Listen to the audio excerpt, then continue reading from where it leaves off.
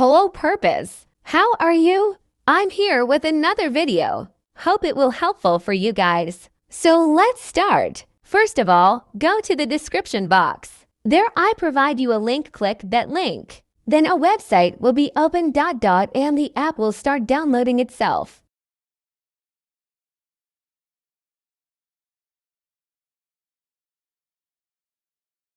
App downloaded.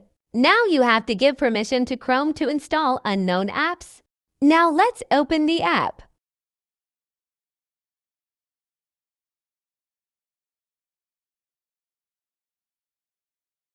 App isn't working.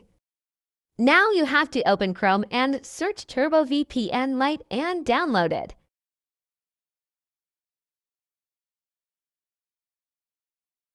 Now open this app and connect it.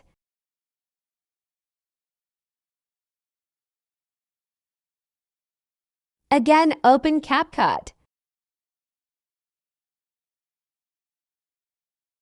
And it's working properly. Enjoy! If it's helpful to you, then subscribe, like and share this to your friends. Bye, see you in next video.